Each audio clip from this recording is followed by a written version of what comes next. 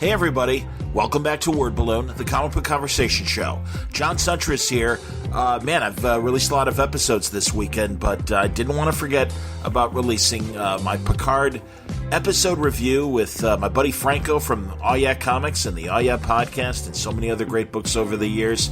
He and I are lifelong Star Trek fans, and we're watching Star Trek Picard on CBS All Access and giving you our reviews in each episode. This is for episode 5, Star City Rag, and we should say up front that next week's review might be a little late, probably will be, because Franco and I will be at C2E2, the comic book convention, here in Chicago at McCormick Place. We'll be busy starting on Thursday, the day that episode airs, and it's going to be that much harder for us to get together and really have a good conversation because we're going to be focusing on the comic book world all weekend. So likely before episode 6, we will do before episode 7, we'll do our episode 6 review, but it might be a few days into next week before we get to it.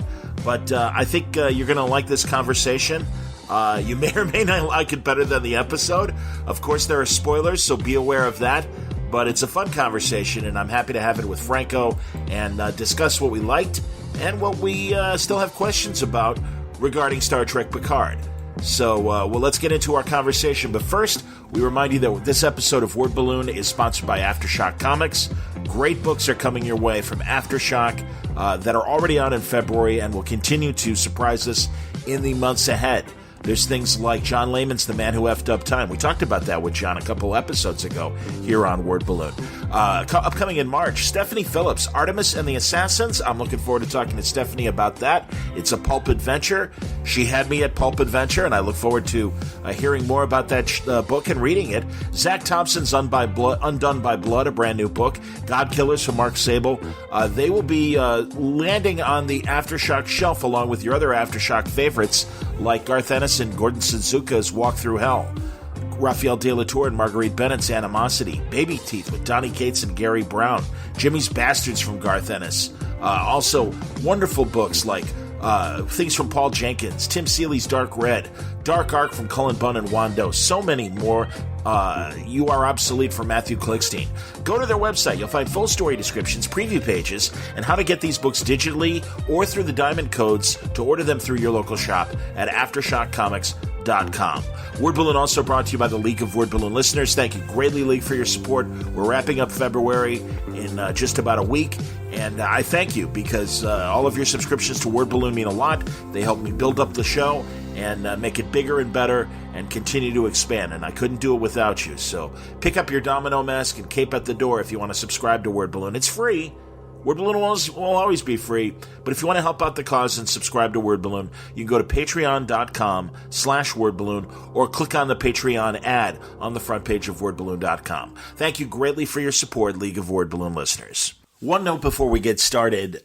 A lot of my co-hosts of the Oh Yeah podcast decided to start texting via the Skype messaging service while Franco and I were talking, so you're going to hear those kind of annoying bling, bling a few times in the conversation. I'm really sorry about that. But, we talked a lot and there was a good conversation. But, of course, unfortunately, the co-hosts were having a big conversation back and forth as well. So forgive the knuckleheadedness of myself in terms of not knowing how to turn that sound off for Skype. I'll figure it out. It normally doesn't happen, but they were all buzzing because we had just recorded a long 3-hour Oh Yeah podcast that they were all very proud of and had to talk about. So you're going to hear a bit of that during this conversation about Star Trek Picard. Let's get into it now on Word Balloon.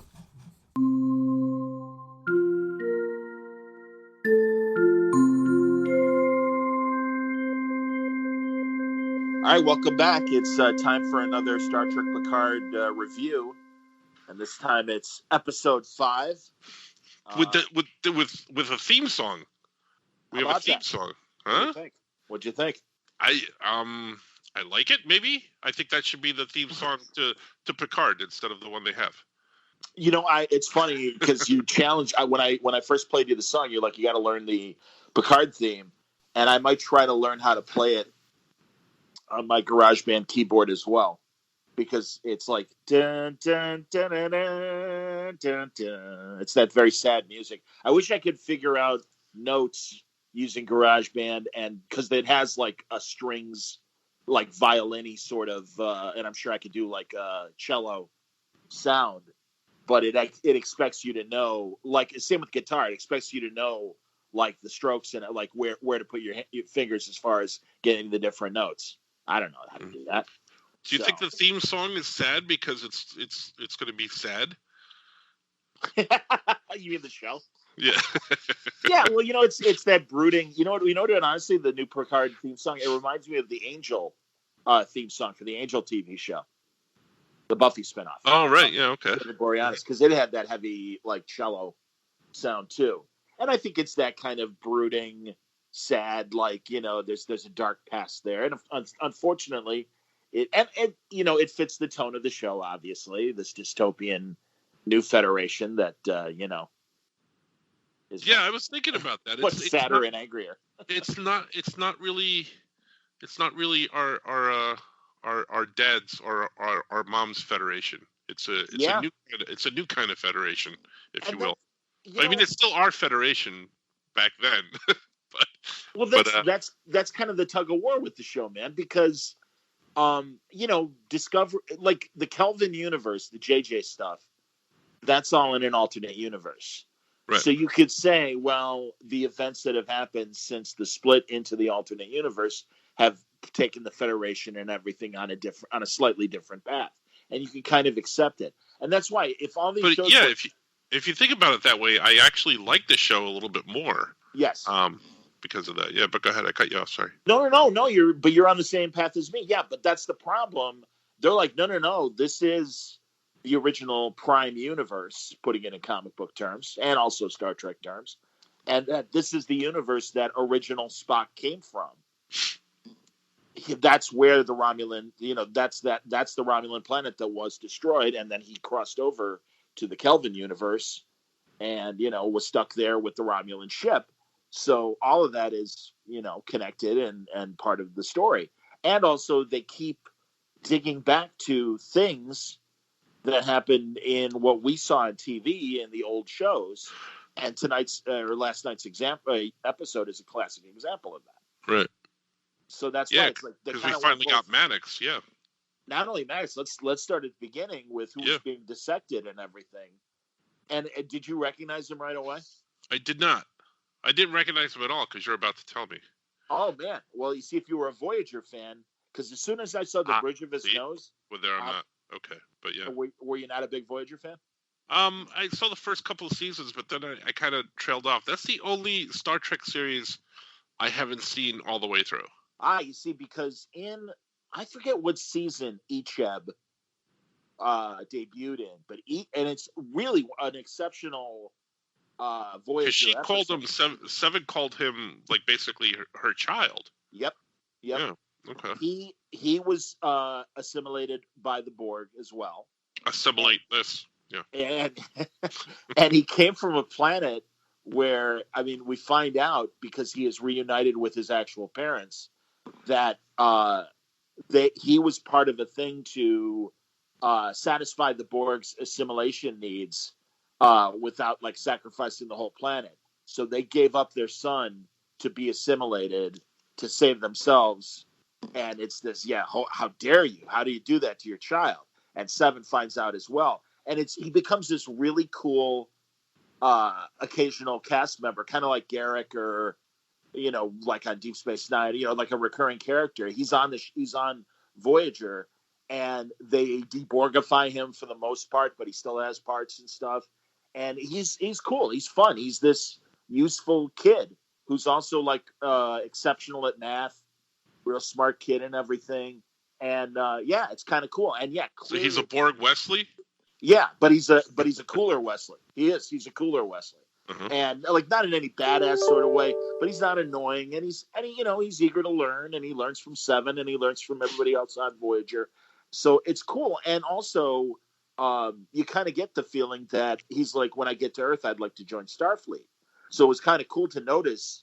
Again, there's so much shit that happened in this episode that, as I told you yesterday, and you're like, okay, I'm ready to record. I'm like, I want to watch it one more time because I want to get everything straight, because they dumped a lot of shit on us, and I want to know what's happening and everything. So See, I never made that connection to who he was or anything because I'd never seen those episodes of Voyager. Sure. I mean, not that I was lost. I kind of understood that there was some backstory between them, and I didn't need it for this episode. But yeah, I didn't make that connection at all. Well, she tells Picard and the crew. She explains who he was and everything, and that he was on Voyager and everything. He was wearing a Lieutenant Starfleet uniform, which is interesting because obviously being established within the Federation civilization and everything, it didn't save him from still being hunted as an ex-Borg who still had parts. Right. And therefore this Jazel, who I thought was being called Witch Hazel. And I'm like, that's a very weird name for a crook, but okay. Hey, I'm Witch Hazel. But, it opens up with his dissection by one of Jazel's, henchmen. Right. Accomplices. I couldn't think of the word. So she's butchering ex-Borgs for their parts, just like apparently the Romulans are, and apparently ex-Borg components are valuable on the market. Why? I don't know. Because you would think, especially after Voyager came home, not only with Seven, but with Seven's regeneration chamber that they built for in season 4. I mean, Voyager learned a lot about Borg technology. Right. And you would think that, again, that was all distributed not only, you would think by the Federation, but you would also think that the Borg were enough of a galaxy-wide threat that they would likely share it with the Romulans, and especially after Nemesis. And Nemesis obviously happened after Voyager was home, and we seem to be on some level of negotiations with the Romulans at the time of the movie Nemesis and everything. So I don't know. I mean, I would think, again, that it's enough of a galaxy threat that you would share that with everybody, whether they were in the Federation or not. Like, hey, this is what we know. Just so in case the Borg try to invade again, everybody's prepared or whatever. But again, this could be stuff that happened in the past that the current writers don't care and are like, all right, we're changing shit. Happened in the movies of the original series, happened on the TV show. But I'm just pointing out that there's like a little like, okay, I'd like to know a little more information. So yeah, but having that thought that we were talking about at the beginning of, this changes the change in the different direction that this is going in. I find it a little bit more livable in this world. This post our Federation world type thing, When you say livable, what do you mean? Well, I was having a hard time with some of the stuff that was going on with, in Picard. We talked about him in the other episodes. Even though I like the episodes and I like Picard himself, I was having difficulty with, well, yes, even though you brought up the argument that, Kirk did that with the Klingons and Undiscovered Country and everything, you just felt like, Starfleet was supposed to be better, something more, and the way it was broken down, I was having a hard time with it. But with thinking about what you said from the beginning of this episode, when we started talking, and I was thinking about it since the last episode, but it makes me more comfortable watching these episodes and knowing that, okay, it's no longer the Starfleet, it's no longer the world or the universe. Yeah, rather, the universe. Is a better word. It's no longer the universe that they were out and exploring when they were in Next Generation and in the movies and stuff like that. This is totally different. But that's disappointing though. You see, now that's interesting because you find it more comfortable, and you're right, because it is basically a begrudging acceptance of, hey, this is how they're writing Star Trek today. Mm-hmm. Oh well.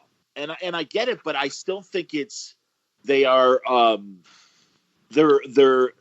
allowing themselves to be more of a typical sci-fi universe doing that, as opposed to like the boundaries that Roddenberry set up with Star Trek, where it's like, no, Earth is past this shit.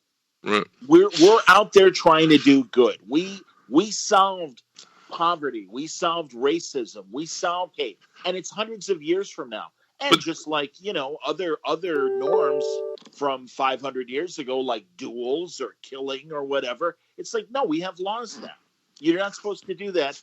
And our society has moved past a lot of things. What were you going to say? Obviously, you had a different thought. Yeah, well, I was thinking that, because I was thinking logistically speaking, since they split the into the Kelvin timeline with the J.J. Abrams movies, and they went in that direction, and then, with it might not have any merit at all, but with them showcasing these shows on a pay service rather than where anybody can see them on regular television, it in my mind it kind of narrows the audience, and they have to tell a different kind of story than what's been told before.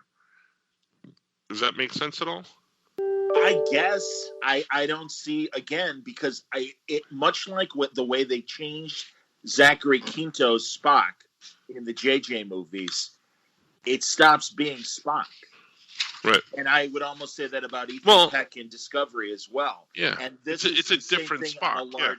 This is the same thing on a larger scale. Yeah, you could make those changes, and I suppose to be more accessible, but I also don't, I kind of don't think so, man. I kind of think in the way that they kind of reminded us of this stuff during the years of The Next Generation, and especially the early years, there was that one episode early on the Next Generation where they defrost a bunch of 20th century people.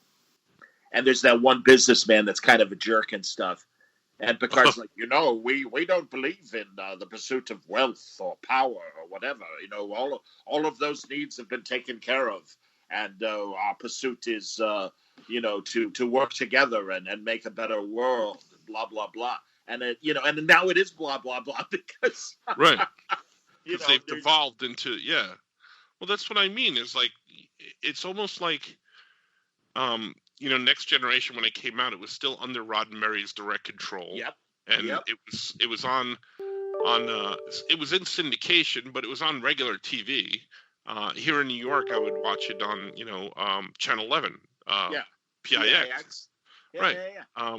So now you have all these fragmented stations or streaming services. Yeah. And it's a much more limited audience in terms of, there's a lot of people that aren't going to pay for the service to see it. But also the storyline is like, they've gone through and something catastrophic happened on Mars where the synthetics blew this place up.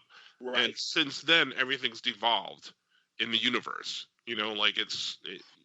We still don't know what the Romulans are doing, although we were given a clue that, we were arguing in the last episodes that we didn't know who knew about, the artifact. That's right. And now everybody does, or everybody. Well, not only that, but right. And not only that, Maddox tells us that he thinks not only the Romulans are behind this, but that likely the Federation is. And clearly with Commodore O and her sunglasses, I mean, so yeah, no. That's, but again, they manipulated the Mars attack. Mm-hmm. So therefore they were thinking along these lines even before the Mars attack happened. And again, we'll find out, I imagine we'll find out why the Federation thinks this is necessary, or whatever powers within the Federation to move them in this direction. It's, again, I don't know, man. And I at the end of the day, it's still like, I would counter your argument about why would I want to buy streaming for this. Star Trek fans want to buy streaming for this. So they are going to buy this show no matter what. I'm a classic example, and you are as well, that we're buying this to watch Star Trek. And then when we get it, it's like, well, wait a minute, this isn't Star Trek. This is sci-fi, and it's fine, and it kind of looks like Star Trek. But the tenets of what made Star Trek different from Star Wars and Lost in Space and all these other shows, they're no longer part of the matrix of the storytelling. Right. Well, and yeah. That's disappointing. Yeah. And I guess Picard's either that or same disappointment. With either that or yeah, go ahead. No, I was just going to say, with Picard, it's maybe just disillusionment of what happened to what we believed in. But so, and again, maybe that's, that's our standpoint as well. What happened to the values that we still hold dear? What were you going to say?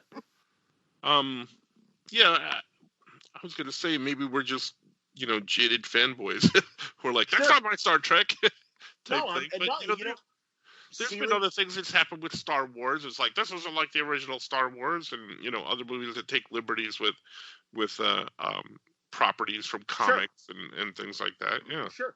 Seeley said the same thing. I was just talking to Tim Seeley this week, and I love it because sometimes you need somebody else's perspective, and he's like, hey man, they're doing it for a different audience. They don't have the baggage that you have. You either roll with it or you don't. Right. And that's your and he's right. And again, of course I'm going to keep watching Star Trek. I love Star Trek. I'm glad new Star Trek's happening, even if it's Star Trek I don't agree with. I'm okay with that. And also I don't think the current powers that be are going to continue to be making Star Trek. I mean, something like already Kurtzman is working on Alex Kurtzman, the big, the Kevin Feige of the Star Trek universe. He's working on a Man Who Fell to Earth adaptation of the old David Bowie movie. Mm-hmm. He's going to do that for Showtime. Michael Chabon, I'm like, thank God he's going to be there. They're going to do Cavalier and Clay on Showtime, so he's moving away. So it's going to be interesting to see next season for Picard and the subsequent shows what direction they choose to follow. Yeah. So, anyway. Any other thoughts on that? I was just going to say, being as jaded as I may sound at some points, I'm still going to watch all the Star Trek. Yeah, me too. But me too. I completely feel the same way. Okay, so let's continue. I love you, Johnny. Okay. Let's continue to go through the show. So, Giselle was owed money by Maddox. He comes to Free Cloud to see her, and he's like, my lab was destroyed. Molecular solvent, which I assume is similar to the stuff that the Romulans spit at Dodge. Mm-hmm. That's what it sounded like to me. But he's like, I don't know how I can pay you. They destroyed everything I had. And, of course, then, he thinks that the Tal Shiar is after him, and she drugs him with Tranya. How you doing? Remember Tranya? Mm-hmm. Little Clint Howard. I hope you'll cherish it as much as I do. Mm-hmm. I love that episode. I love that Clint Howard's like 5 years old on Star Trek. Yeah, he was creepy. It was awesome.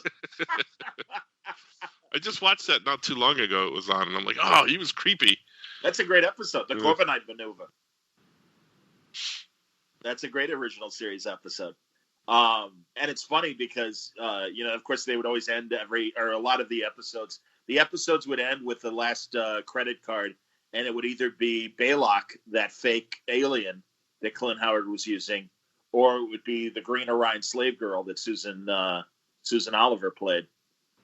So it'd either be, all right, hot green alien, or so I like it. But all right, so because I'm trying to understand stuff.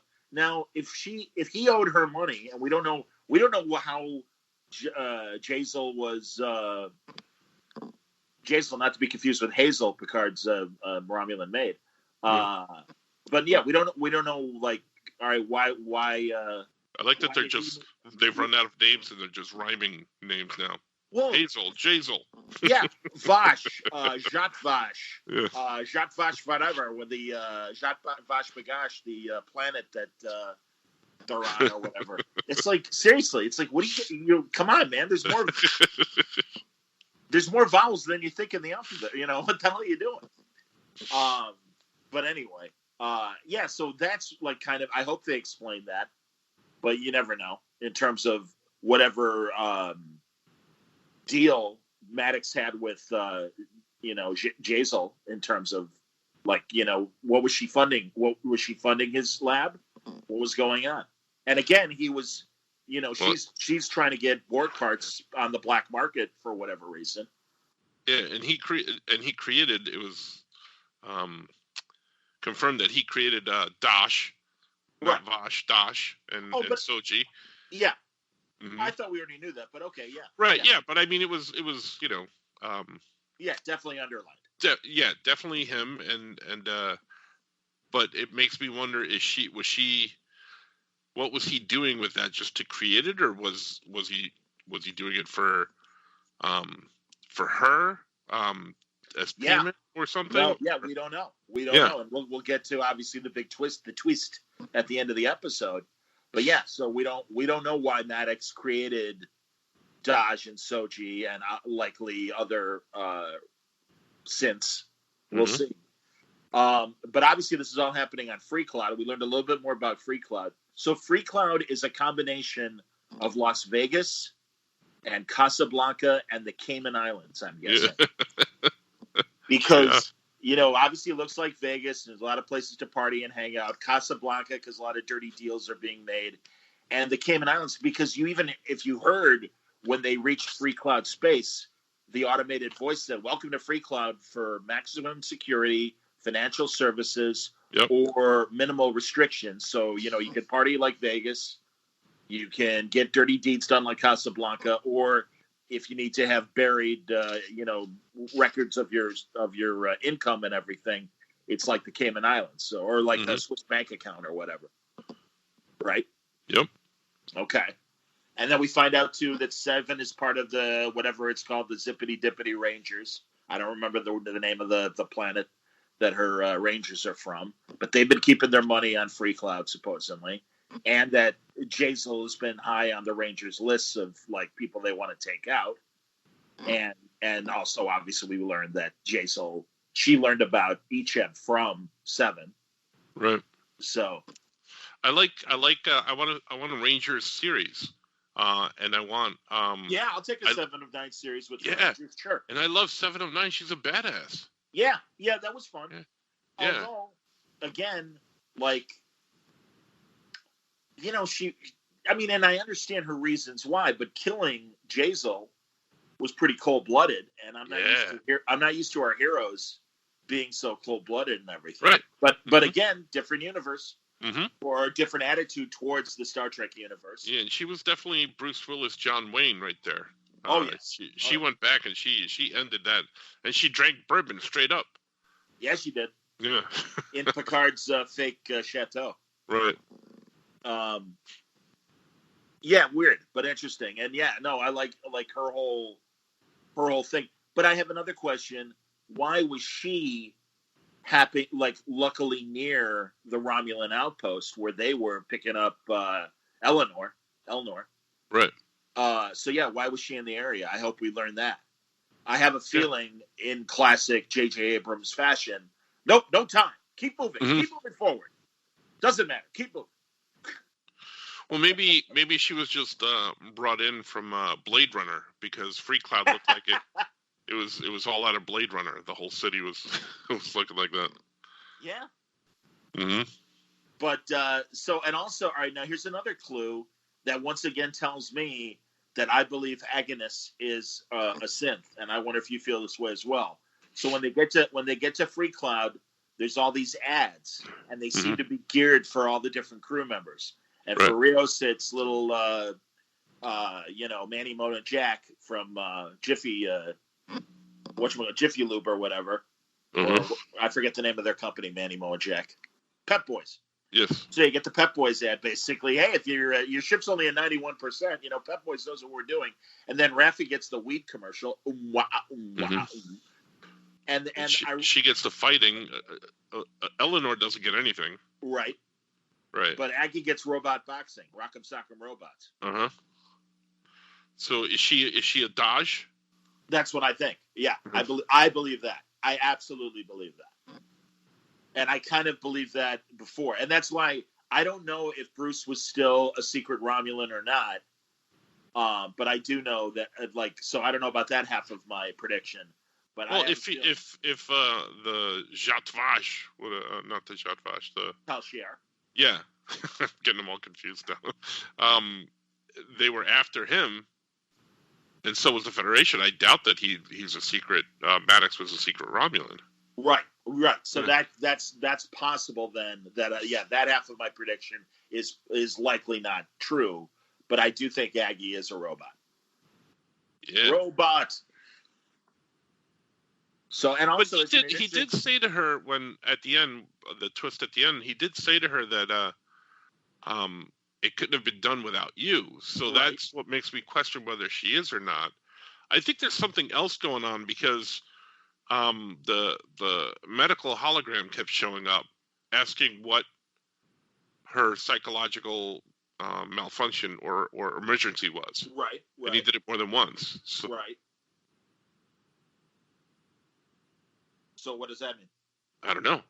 Well, again, Picard's original question to Aggie was Agnes. I'll now call her Aggie because Bruce was calling her Aggie. I still like Agnes. Can a synth be put in an organic body? Can you make something like Data? So she could still register as human, but still just like Dodge. Right. So that's why I think she's still possibly just like Dodge in whatever way. And you could be right. It could just be, hey, the Federation got to her, obviously, and said, you don't know what he's doing, X, Y, Z. And she's like, all right, I can't let this happen. I'm going to kill him. And it could be that simple kind of soap opera thing. I think that's too simple. And I think they're like, no, hey. Mm. And that's why I think that. And also, by the way, I'm glad you mentioned the EMH. Like, because just like in Discovery, and it drove me nuts. I wanted to tear my hair out when fake Klingon, and now I'm blanking on his name. That Tyler, yeah, wasn't it Tyler? He's the guy that was the sleeper Klingon agent that they made look human and everything. Yeah. And from Discovery, from Discovery, right? And he's talking to Dr. Culver, Stamets's lover, and the doctor we've gotten to know most on the show and everything. And he's like, I need to be on the away mission. I need to, and it's like, hey man, your breathing and your stress levels and blood pressure, they're off the charts. Relax. I really need to be on the mission. I need you to clear me. Oh, okay, no problem. And much like the stupidity of Culver and letting him do it, same thing with the EMH. So apparently, in the 20 years since the TV shows, most Starfleet medicine, whether it's real or fake, they're really stupid. They are really stupid. And once again, the reality is they're not stupid. It's more bad writing. Mm. So, and again, because she's like apoplectic, and it's like, Aggie, your charts are all over the place. Deactivate EMH, and it's like, okay, all right, whatever. You can tell she's panicking. You didn't need the EMH there for it. And also, obviously, Maddox is like, being repaired by both automatic medical systems. So you didn't really need the EMH per se, other than, like... Well, he does show up when he goes into cardiac arrest or whatever at the end, but right. He showed up twice for her with the psych emergency. Why wasn't he more concerned about, hey, we need to fix this? He's dying. Well, I think that... Well, I don't see that because he was being fixed. He was being taken care of. He was under the medical... But clearly, he was the one more in medical danger at that moment than Aggie was. So why wasn't the EMH freaking out and going, you got a patient on there. Why did you countermand the automatic systems to help him with his repairs, his physical repairs, as opposed to, hey, you're having a conniption fit. What's going on? Yeah, I guess I chalked that up to it was being taken care of, so he wasn't needed type thing. Well, but it wasn't being taken care of. He was getting worse. He was failing. I mean, you saw the veins. I always loved that. I like when they did that in the Avengers movies with Iron Man. Well, she had already shut him off at that point. No. It was while it was happening. Mm. Like first it was like, no, all of a sudden he's like, it's like, hey, wait a minute. He's choking. So again, maybe I need to watch it a third time to confirm that. But yeah, I've only seen it once, but yeah. Again, this is why I'm like, wait a minute, this doesn't make sense to me. Am I seeing what am I seeing right and everything? So there's that. And so, yeah, I'm like, all right, what does that mean? I don't know. And by all means, folks, you correct me and tell me I'm nuts or John, get over it. It's okay. I'll take any response on that. I was corrected. And it's another reason why I watched it more than once before we recorded our review, because people told me that the Romulan security system around that planet was bought secondhand and it was comparatively primitive technology compared to whatever modern standards and stuff. But I'm like, okay, all right, fair enough. there were more answers and stuff. And they also explained that there were humans on that planet along with Romulans and whatever. So, fine. Okay. No problem. How about Raffi's son? Yeah, see, now you said that we hope we get more backstory as far as Jerry Ryan and 7 of 9. Right. Unless they're just throwing that in there to maybe possibly do some sort of spin-off if they're throwing threads down there. But why introduce Raffi and her son with these issues that they're having? What does that have to do with this storyline at all? And, why are we investing so much time with it? Well, is Raffi's son's wife Vulcan or Romulan? Right. I don't know. I don't either. Looked like she had ridges on her head, which would suggest to me that she's Romulan. But she had the Beetle haircut of the Vulcans, so I don't know. The Beatles. The Beatles. Hello.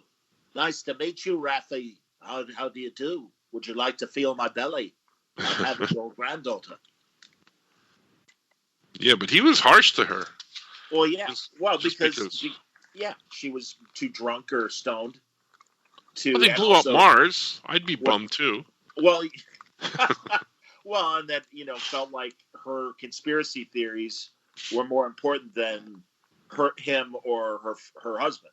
But she's right, and I don't understand why they can't see that. Well, I guess because it's good. It's good soap opera drama, right there. Right. Uh-huh. But no, I do. I did think it was interesting that, and also, again, like she is pregnant. So yeah, is the son part of the conspiracy? Mm-hmm. I don't know. Yeah, I don't know. We'll find out. Oh, and by the way, with 7 of 9, she's on, I think, for a couple more episodes.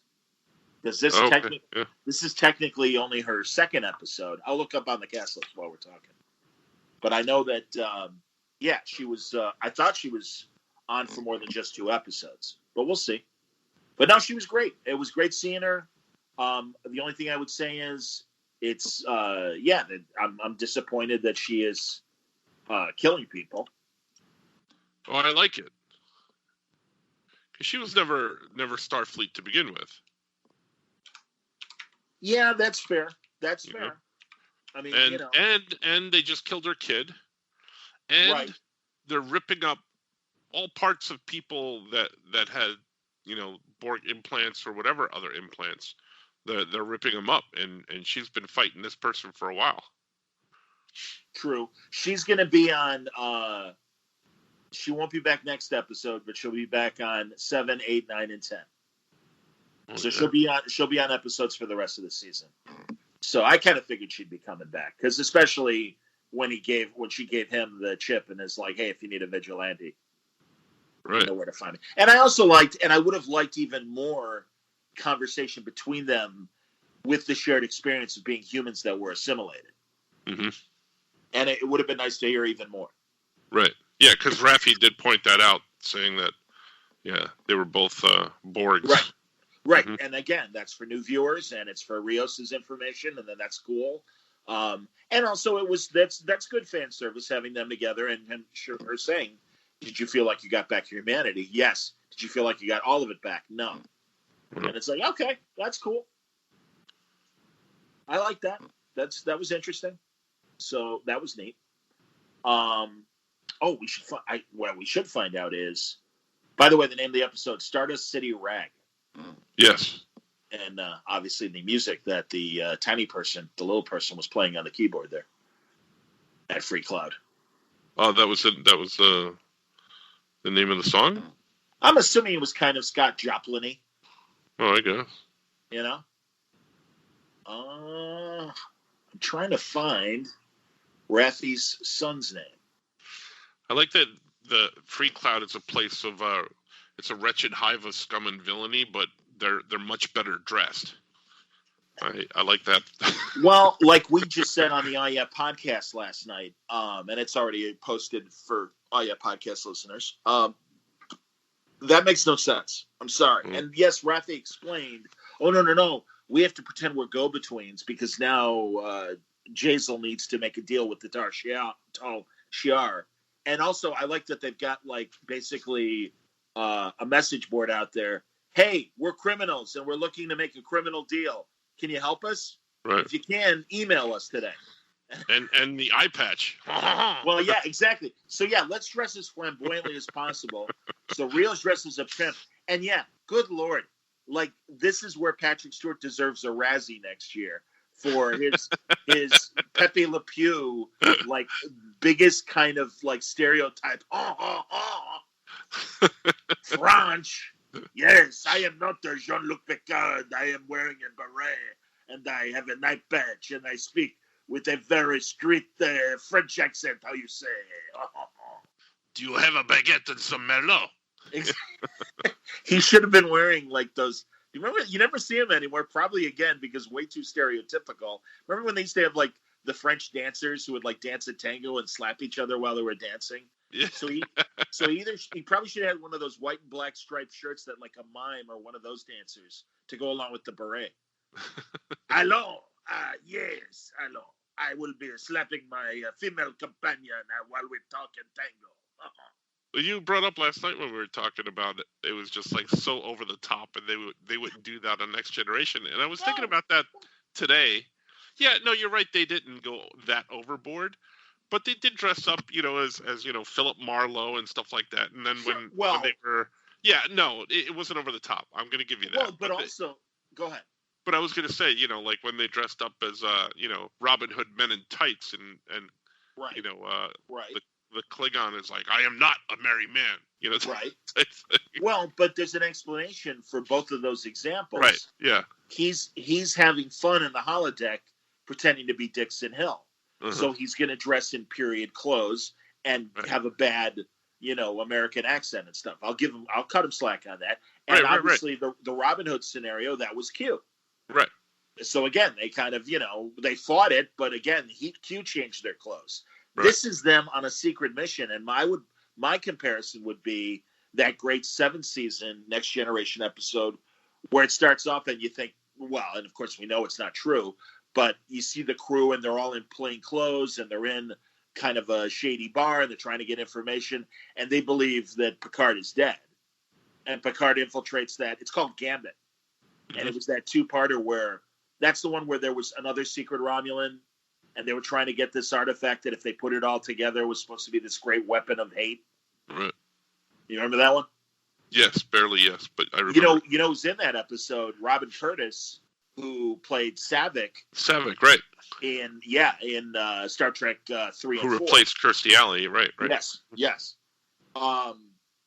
So again, in those cases, when they were undercover, they're not like, hello, we are smugglers. We are looking for information. It's like, no, they were just being quiet. And everything. Meanwhile, Picard is screaming, yes, I'm here to make a deal. I need the Tal Shiar. We have 7 of 9. You want her? Yes, lots of Borg parts. Hello.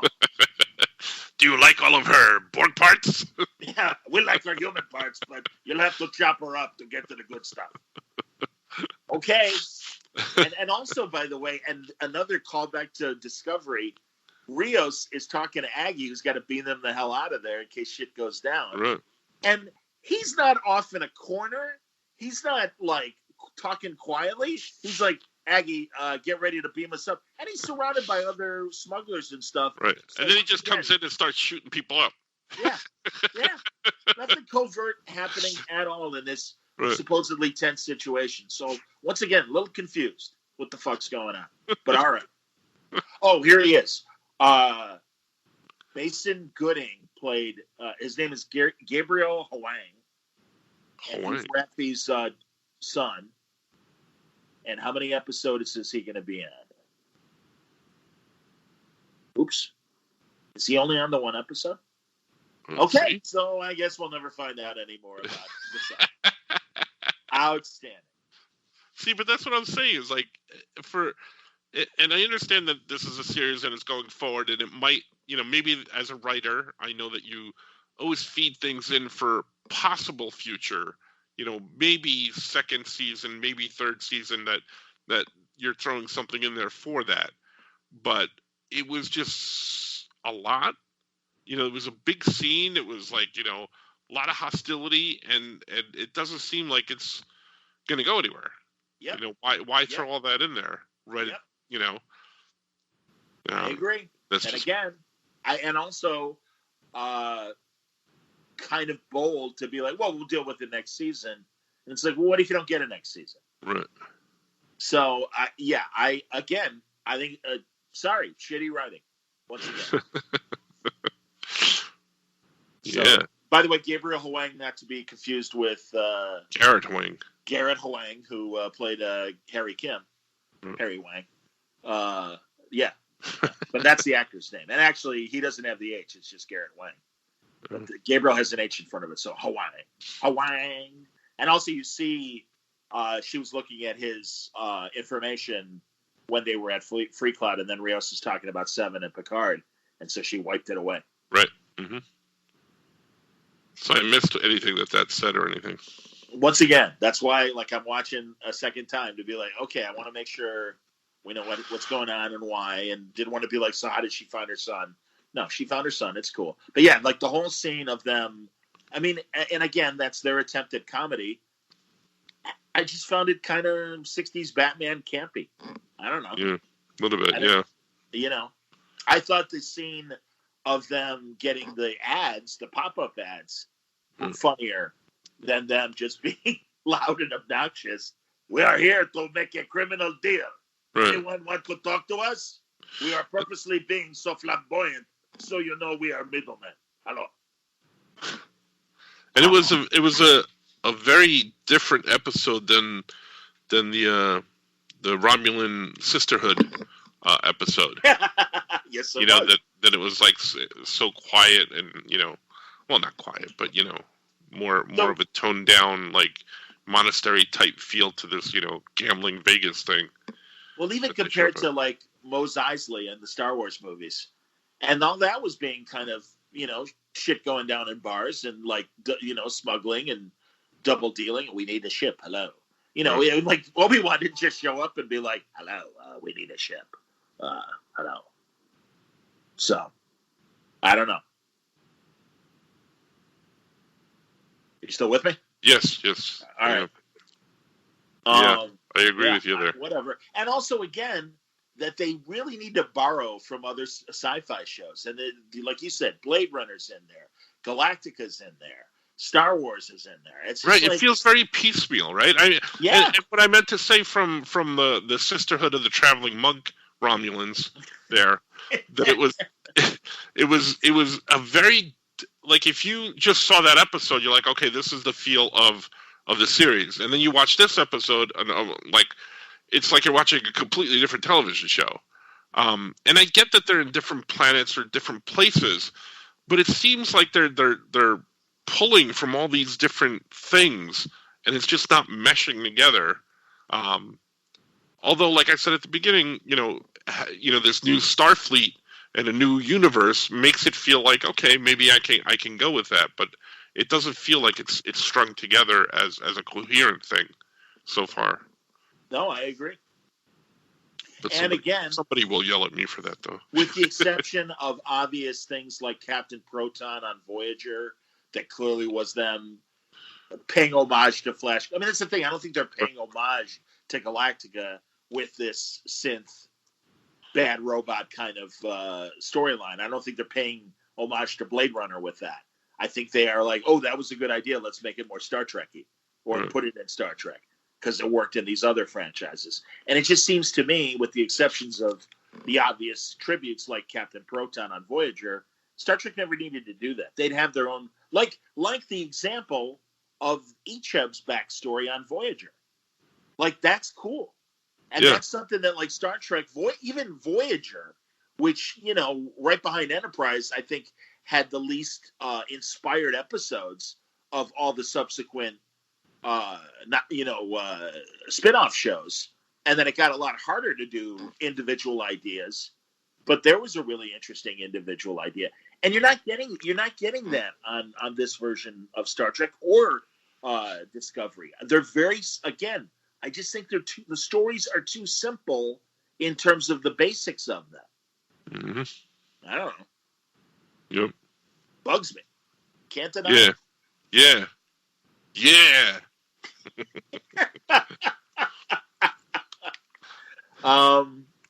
So, all right. So yeah, they do their shitty deal, and they obviously foil the Jazel's group, and then Jazel's like, spare my life and I'll give you Maddox. Okay.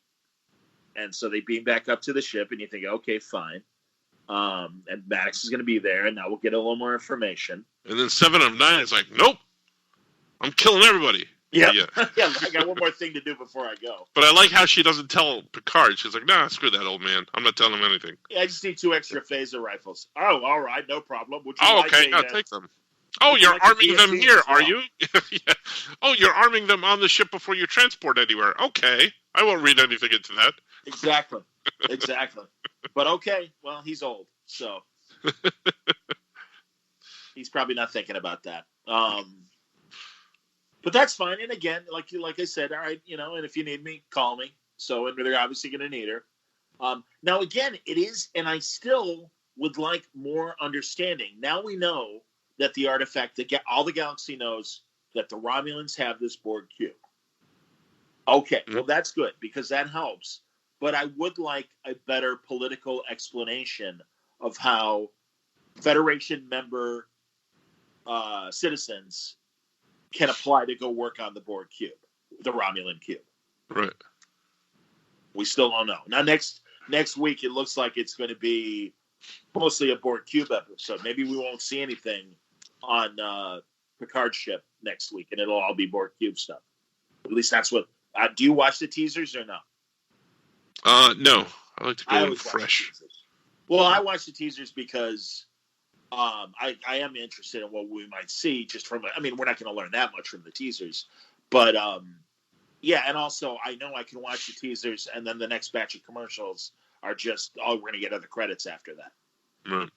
So, which is kind of dumb from a broadcast advertising standpoint. Like if I were part of CBS All Access, I'd be like, don't show the teaser until after the last batch of commercials because people stick around to see the teaser. So, are you watching The Ready Room, which is Will Wheaton's After Trek? No. You know my television habits and that I don't watch almost anything as it happens live. So, and I barely have time to watch anything just with the workload I have, but I'm making time to watch this to pod with you. I appreciate it. I'd like to go back and see them at some point, but I haven't watched them. No worries. They're interesting, and I mean, and also, so he does interviews with cast members, but they also cut to the producers to kind of explain whatever they want to explain and everything. Going back to Icheb and Maddox for that matter, I am disappointed that they didn't think to stunt cast and get both actors because I've certainly seen Icheb on a lot of Star Trek convention panel video. So I know he's still out there and available. And I was talking to Mitch Halleck from Terrificon yesterday, and he's like, well, maybe the original Bruce Maddox actor is dead. And I'm like, no, I know for a fact he isn't. After he stopped acting regularly, he became a casting director in LA and currently is running the theater department at Caltech Arts. Oh, wow. So he's right there. Yeah. And I'm sure if they gave him and said, hey, and maybe they approached him, maybe he turned it down. I have no idea. I haven't watched the After Trek to see if they acknowledge any of that because that's just, I mean, I think that's easier stunt casting of, hey, you want to come back and reprise? And I mean, it would be cool. And also, by the way, the original actor that played Icheb, he's in that fan-made movie before the lawsuit started happening, that Star Trek Renegades, that has Chekhov and Tuvok, and Admiral Paris is in that movie, and Icheb is in that movie. And like Tuvok and Chekhov, they're not name checked because I think they wanted to stay on the side of fair use. But it was definitely Icheb. He had his little Borg eyepiece that looks a lot like Seven's eyepiece. Yeah, and I'm like, oh, that's awesome, man. There's Icheb. That's cool. So, but yeah, I was disappointed, and also God, I mean, Bruce Maddox has been the Colonel Kurtz of this Apocalypse Now, Heart of Darkness story that we're hunting for Maddox and everything. And you get him, and he's got 10 minutes of screen time, if that. Yeah, well, maybe he's not needed for the story, obviously. I guess. I mean, whatever. And again, I understand Picard trusted Aggie, so he's gonna walk away and let her thinking that she's gonna help him. I like that scene of her watching her and Maddox making cookies too. Yeah. And also, not only were they making cookies, they were making cookies. I thought it was more of a father-daughter relationship, but clearly they were intimate. No, she was eating the cookies. Yeah. Oh yeah, she's sucking on his chocolate chips, if you will. Pretty hard. Wow. Yeah. I believe these are Toll House. I don't know. Let me scrape your tongue and make sure that they're Toll House. Hang on. I like that she was making fun of him for replicating all the ingredients, but not the cookies. Yeah, I was gonna say that's a good place for product placement for Nestle or somebody. Well, I got the recipe right here on the back. I liked it. Yeah, again, I get it. That's fine. And again, I was like, but it adds a layer of what's going on type thing. Uh-huh. Oh, you see, I thought that was a good callback to Next Generation when there was a dinner where O'Brien cooked for Keiko. Or actually he just replicated some of his favorite food. And he's like, you think this is good? You should have tried it when my mother would actually cook. And she's like, she would handle food by hand? Yeah. And he's like, oh, she was like a master chef. She was amazing. And yeah, I kind of like when they, or Scotty when he scoffs at the synthahol. Well, I wasn't talking about that. I was talking about them having a relationship and what that means. Oh, making the cookies, not making the cookies. Making the cookies, yeah. Yeah. Not making the cookies, making the cookies. Now I get it. Sometimes I'm slow. That's all right. Sometimes I'm not in the kitchen where I should be. You're not making the cookies. Exactly. It's been a while since I've made the cookies, so maybe I'm a little slow to pick up on them. But yeah, I like that because Alison Pill kind of has crazy eyes. So I kind of like the fact that we talked about that. Yeah, I kind of like that she's going to have clearly a at some point a turncoat moment that will be witnessed by everybody, because I'm sure it'll be, oh my God, what happened to Maddox? Oh, I don't know. I guess he was just too far gone. Oh, that's a shame. Anyway, I'm going to go back to my fake chateau room. I'm going to go back to my fake chateau room and make cookies. And she's like, no, I don't like cookies. And that's when everything will be revealed. Hey, I think she wants to make cookies with Rios. Oh, yeah. Yeah, that was. They were kind of flirting and everything. Yeah. When she was punching him after, I don't believe in violence. Pow! Uh-huh. And then she's like hitting him with the combos. That looked a little that was not a great acting moment. But okay, whatever. But then when he's all pimpified in his outfit, how do I look? And she's like, yeah, you look good. Yeah. I want to make some cookies with you, man. Let's go. You ever make cookies, Rios? No, tell me more. Come, we'll get you the ingredients. Come on, let's go. Sometimes a cigar is more than a cigar. And he's Spanish, and throughout that whole episode, I was just expecting him to break into a Lady Gaga. Accent? No, a Lady Gaga Bad Romance song. A callback to an earlier episode of the Oh Yeah podcast, if you listen to everything. I like it. Let's leave it at that. Let's leave the mystery there. So yeah, and it's also, by the way, why didn't Eleanor go into action when everybody was whipping out weapons and everything? Couldn't he even disarm somebody or dislike? And I'm not saying that he had to, but it is kind of weird that he was there and wasn't he there? Maybe he was there. He was on the planet. Yeah, he went to Free Club. So yeah, I don't understand why they didn't write a moment of fighting for him. In that because it's not needed yet. There was no fighting yet. Well, they were all at gunpoint, and Rios was able to pick him off weapon-wise, and also Seven when she broke out of her handcuffs and everything. So there was a moment for action from not only her, but also Eleanor, and you would think that he's watching the situation and is ready to step up and make a move or something like that. Again, I'm just saying, he could have thrown a couple punches to momentarily disrupt Jazel's gang, and nothing happened. And I'm just saying, it's like, okay.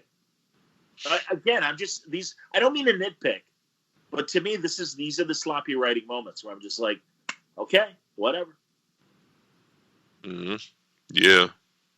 I know talking to comic book writers, when they're dealing with like the Avengers or the Justice League, that literally, I know when they're writing a group team script, and maybe you did this as well in Superpowers, but it's like, okay, I got to make sure everybody's got something to do. Right. Yeah. I mean, it's, yeah, you have all those characters there for a reason. Yeah. So that's what you're doing. Yeah. Yeah. And I mean, really, he's just comic relief that he's so naive. Right. And it's like, all right, whatever. He's like, I get it. Everyone's lying except me.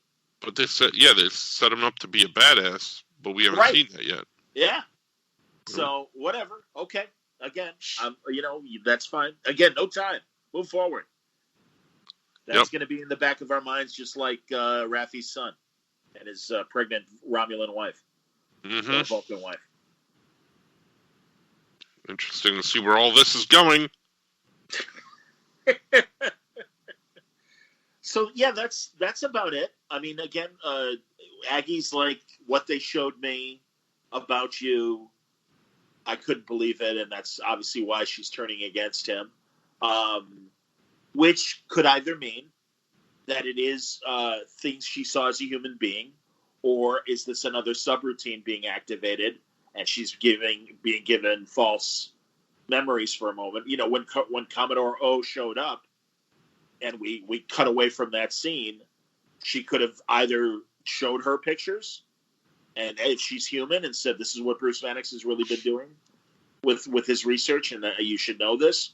Or I think the more likely thing is that, yes, she activated a subroutine, and we'll get that in a flashback scene, either with Commodore O or with Aggie, and we'll see that, she activated a little Manchurian Candidate kind of, again, subroutine in her too. Nope, time to be evil. Yep. And that's how you killed the two Tal Shiar agents that you killed when they attacked Picard at the Chateau. I've got the crazy eyes, and I'm gonna kill everybody. I'm telling you, I really like her in the correct roles, and I think she's good in this role. And again, that's the other thing. Another positive thing. I like everybody in the cast. Yeah. I think everyone, when they are playing the roles, I believe them in the roles. That's fine. I think Raffi's a little overly dramatic. Ain't her fault. That's the script she was given. Yeah. But I like Rios. I like Eleanor. I like everybody, and I like that Seven is a badass and out there being a ranger. Mm-hmm. The Borg Ranger. Yeah. Hio Silver. Yeah. Well, we'll see where we go then. Until next week. Yeah. I was going to say, any other thoughts? I don't think so. I think we covered everything. There you go. People yell at us, but that's fine. It's okay. I don't mind. Yeah, if you have comments and want to disagree with me or tell me I'm, okay boomer, and that I've got the okay boomer attitude towards no, see, that's Battlestar Galactica. You can't okay boomer. That's true. That's very true. That's very, very true. But yeah, so you can write when I post stuff up on Facebook, or if you want to email me your thoughts, john@wordballoon.com. We won't bother Franco with that. I'll read him the letters and what people say. We can wrap up if you've got to go, or I could check. I do. Yeah. Okay, then let's wrap up. Yeah. So we'll talk more next week after episode 6 and see what. Well, actually, no, we're not going to be able to. Oh, that's right. Well, yeah, we'll be late with our episode because we'll be late, yeah. We're going to be dealing with C2E2, so maybe on Monday or whenever you get back, or we'll figure it out. But obviously, before episode 7, we will have we'll make time to do our review of episode 6. Yes, very true. All right, bud. Well done. All right, man. Cue the music and we'll go. Oh yeah, the theme song again. Awesome. Yeah. Or here, I'll do the.